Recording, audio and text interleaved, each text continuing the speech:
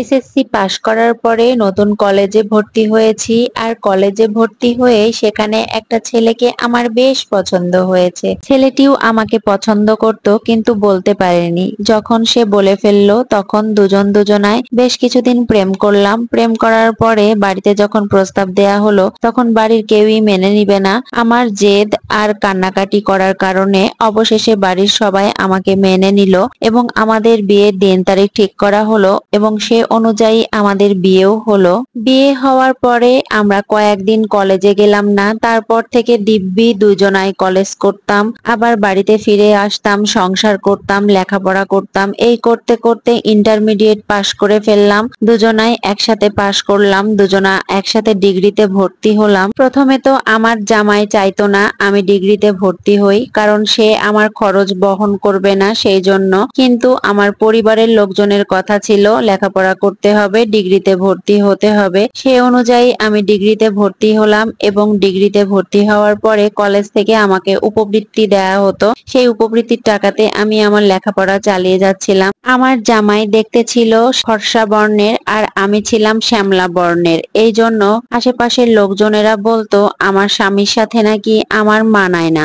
আমার যখন বিয়ে হয় তখন আমার স্বামীর ঘরে এবং আমার শাশুড়ির ঘরে শুধুমাত্র একটা চৌকি ছাড়া আর কিছুই ছিল না। আমার বিয়ের পরে আমি আমার বাবার বাড়ি থেকে সব রকম জিনিসপত্র তাদের বাড়িতে নিয়ে যাই, কিন্তু তারপরও কেন জানি না আমি আমার শাশুড়ির কাছে প্রিয় হয়ে উঠতে পারিনি। ভালো ব্যবহার করতো না, খারাপ আচরণ করতো সব সময়ের জন্য। আমি খুব কষ্ট পেতাম, তবুও সবকিছু মুখ বুঝে সহ্য করেছি, শুধুমাত্র তাকে ভালোবাসি সেই জন্য। কিন্তু সে তো আমার ভালোবাসার মূল্যায়ন করতে জানেনি, সেও আমার সাথে খারাপ আচরণ করত। পাড়া প্রতিবেশী সবাই বলতো অনেকদিন হয়েছে বিয়ে হয়ে গেছে, এখনো বাচ্চা কাচ্চা হচ্ছে না। তারপর থেকে শুরু হলো বাচ্চা কাচ্চা নেয়ার চেষ্টা, কিন্তু কিছুতেই আমার গর্ভে সন্তান আসছিল না।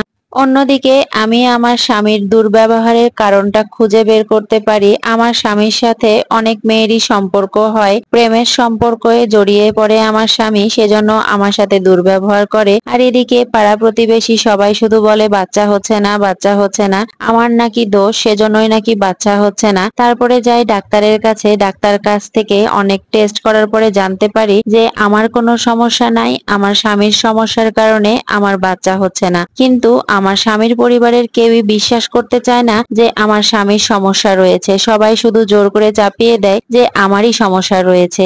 এক পর্যায়ে সেই সংসার আমার আর টিকলো না, সেখান থেকে আমাকে চলে আসতে হলো। চলে আসার বেশ কিছুদিন পরে আমার হাজবেন্ড আমাকে উকিল নোটিশ পাঠায়। সেই উকিল নোটিশে আমি কোনো সই স্বাক্ষর করিনি। ওই রকম ভাবেই বেশ কিছুদিন কেটে গেল। আজ আমাদের ছাড়াছাড়ি হয়ে যাবে, আজ আমাদের ডিভোর্সের দিন। সেও মুক্তি পেয়ে যাবে, আমিও মুক্তি পেয়ে যাব। মাঝখান থেকে কতগুলো বছর আমাদের জীবন থেকে নষ্ট হয়ে গেল।